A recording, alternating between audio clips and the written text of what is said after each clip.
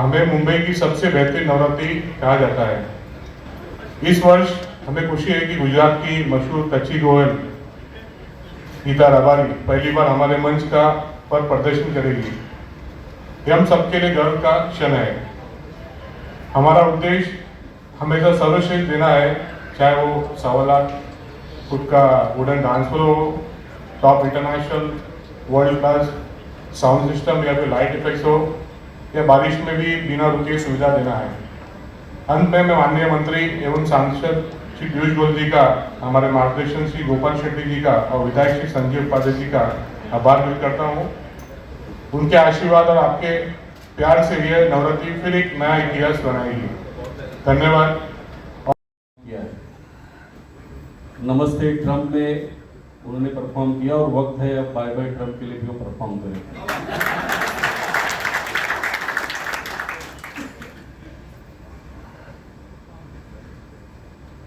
और सही में नवरात्रि तो गुजरात की ही याद आती है और गुजरात की पारंपरिक लोकगीतों को बोरीवली में आपके सामने प्रस्तुत करने का मौका संतोष के माध्यम से सभी मुंबईकर को मिल रहा है। मैं मुंबई में गीता रबारी का स्वागत करता हूं और बोरीवली का एक कार्यक्रम शानदार जानदार तो होगा ही, लेकिन बोरीवली में परफॉर्म करने के बाद हर कलाकार को एक नई कामयाबी मिलती है। गीता जी, मुंबई में सितारे चमक नहीं आते और माँ मुंबा देवी अम्बे माता का आशीर्वाद है कि यहाँ खाली हाथ आने वाला भी कहाँ पहुँचता है। हम बड़े से बड़े सितारों को देख सकते हैं। मैं आप सबकी ओर से और हम सब की ओर से गीता बहन और संतोष और उनके पूरे टीम को एक सफल नवरात्र उत्सव के लिए बहुत बहुत शुभेच्छा और शुभकामनाएं देता हूं। और जैसे बोरीवली भारतीय जनता पार्टी का गढ़ है, वैसे बोरीवली डांडिया का भी गढ़ करके प्रसिद्ध हुआ है। और ये सब करने में हम सभी लोगों का योगदान है। पॉलिटिकली जो भी सपोर्ट करना हम लोग करते हैं, लेकिन इतना बड़ा इवेंट खड़ा करने के लिए पैसा बहुत लगता है। जो भी स्पॉन्सर है उनका भी मैं अभिनंदन करता हूँ और जो टिकट लेकर डांडिया खेलने के लिए आते हैं उनको भी मैं धन्यवाद देना चाहूँगा। कुल मिलकर इस इवेंट से जितने भी लोग जुड़ने वाले हैं आने वाले दिनों में, उन सब का मैं अभिनंदन करता हूँ। मेरा एक स्वभाव रहा है बचपन से ही, जब मैं 1992 के पहले एक साधारण कार्यकर्ता के रूप में जब काम करता था, तो हम लोग नवरात्र उत्सव देखने के लिए भाईलाल भाई शाह उन दिनों में हमारा नेता हुआ करते थे, अमर शाह भाई नगर का डांडिया उन दिनों में बहुत मशहूर था, तो वहाँ हम जाते थे।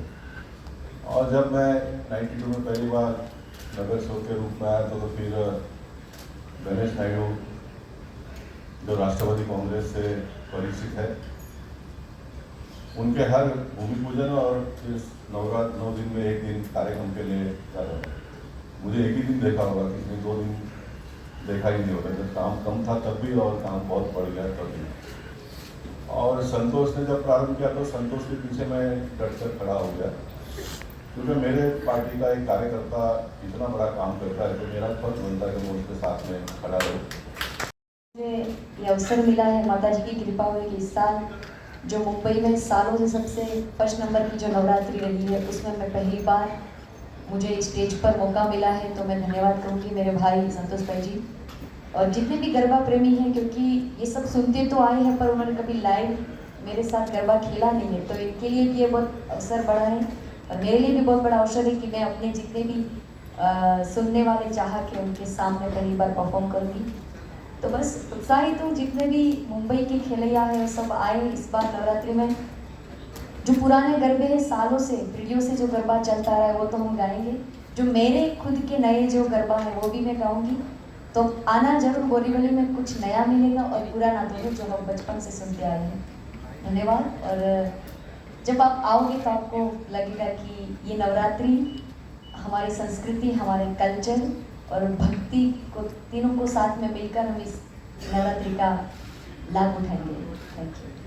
उत्तर मैंने पहले दे दिया है।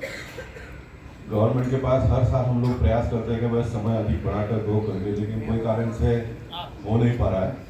उसका परमानेंट सॉल्यूशन यही है कि कोई एक इंडोर व्यवस्था हम करें और जो सिंपोली में 15 एकड़ के ज़मीन पर स्टेडियम बनाने का मेरा सोच था, वो कोई ना कोई कारण से फंड पास 300 करोड़ रुपया होने के बाद में भी पॉलिटिकल मतभेद की वजह से हुआ नहीं।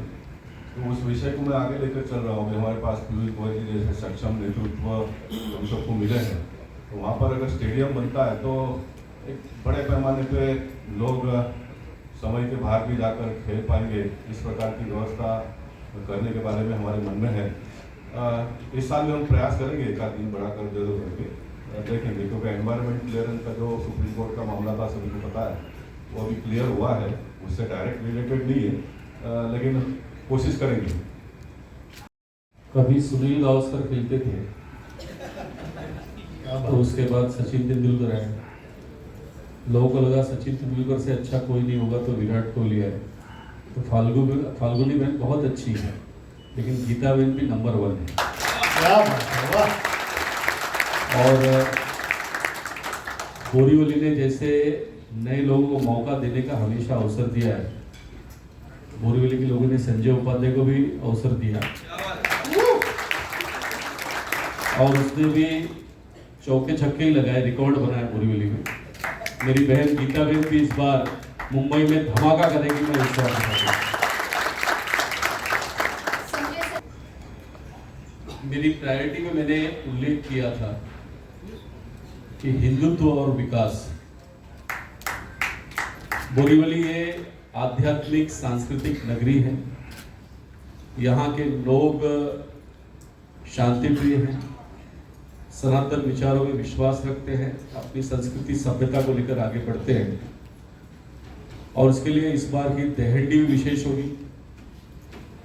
इस बार का झंडा वंदन भी विशेष होगा, हम हर घर तिरंगा फहराने वाले हैं। इस बार की जन्माष्टमी भी विशेष होगी। यहाँ के सभी देवालय में सभी लोग कृष्ण भक्ति में झूमने वाले हैं। इस बार का गणेश विसर्जन भी खास होगा, क्योंकि हमने महाराष्ट्र में गणेश उत्सव को राज्य उत्सव का दर्जा दिया है। गणेश उत्सव ये महाराष्ट्र की पहचान रही है। अब पूरी दुनिया मुंबई में, महाराष्ट्र में आकर गणेश उत्सव क्या होता है ये देखेगी, हमारी संस्कृति को समझेगी, हमारी सभ्यता को समझेगी। तो एक बहुत बड़ी शुरुआत गणेश उत्सव से होने वाली है और नवरात्रि जिसमें हर आदमी झूम उठता है, ये भी इस बार खास होगी। और मुझे पूरा विश्वास है कि ट्रम्प चाहे 50% कर ले, चाहे 100% कर ले, हमारी दिवाली भी शानदार होगी। नवरात्र होने जा रहा है, तो आपके हिंदी और गुजराती गाने तो सुने हैं, लेकिन मुंबई में क्या आप मराठी गाने भी गाएंगे क्या इस बार? बिल्कुल, मुझे मराठी भाषा पसंद बहुत है, मैं सीख रही हूँ क्योंकि मैं गुजरात में रहती हूँ तो मुझे इतना मौका नहीं मिलता। मगर इस बार गुजराती तो गरबे होंगे, हिंदी भी होंगे और साथ में मराठी भी गरबे होंगे। तो जितने भी मेरे मराठी दर्शक हैं उनको भी मैं कहूँगी कि आप अवश्य आइए, आपको आपके फेवरेट गरबा है, गाने हैं महाराष्ट्र के जितने भी फेमस हो, इसमें पक्का आपको सुनने को मिलेंगे।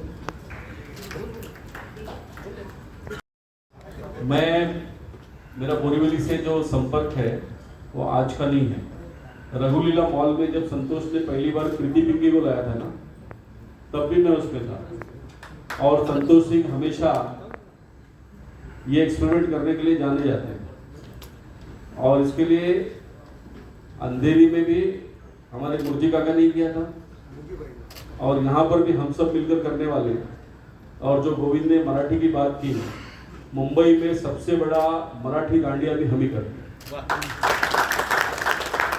और उसके लिए जब हमारी सरकार है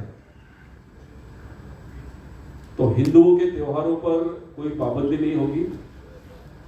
गणेश विसर्जन में बहुत बड़ी पीओपी की बाधा थी, वो भी हमने हाईकोर्ट में मध्यस्थता करके आदेश लाया है, तो वो भी कोई समस्या नहीं होगी।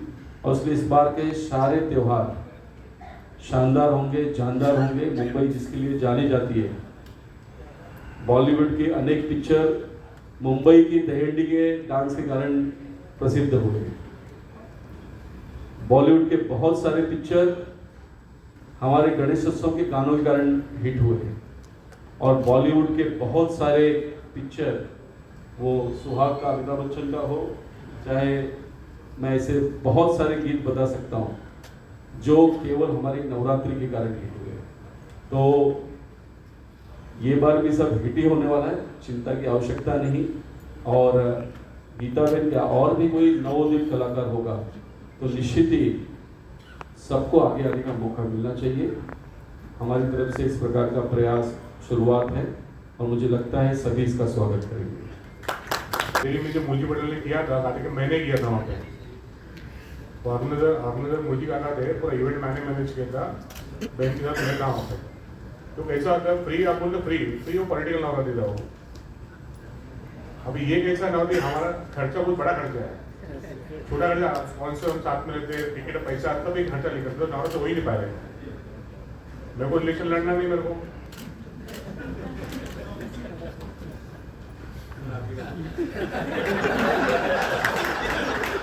लेकिन हमको लड़ना है और इसलिए मैंने पहले ही बोल दिया था, सपरिवार आप सब आमंत्रित, और उसके लिए कोई पैसा नहीं लगेगा, ये मेरी जिम्मेदारी है।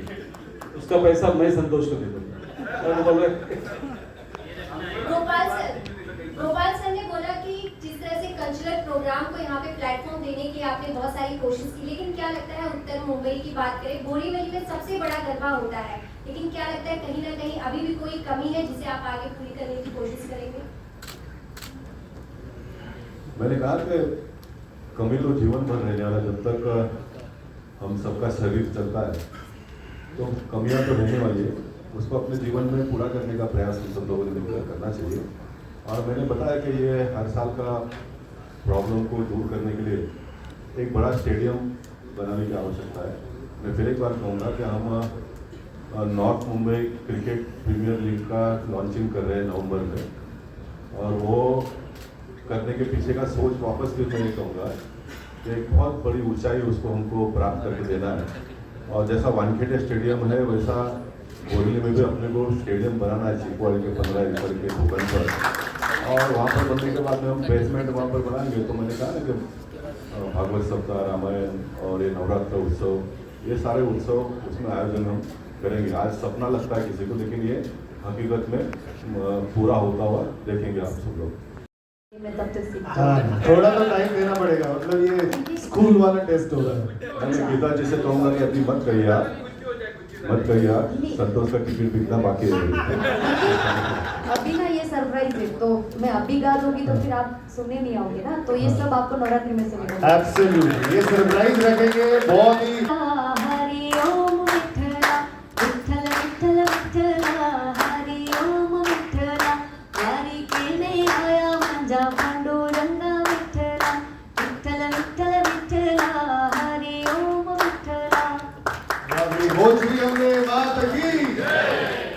प्रतिसाद तुमची सूचना योग्य आहे आणि त्यासाठी जे आवश्यक पाऊल उचललं पाहिजे ते सगळं करू.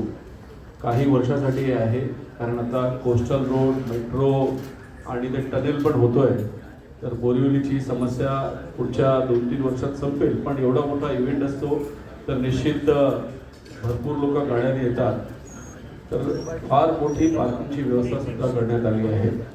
एकाच वेळेला भरपूर लोक आल्यामुळे ती गर्दी दिसते, तर त्याचं नियोजन आवश्यक आहे. आम्ही निश्चित पोलिसांची मदत करू.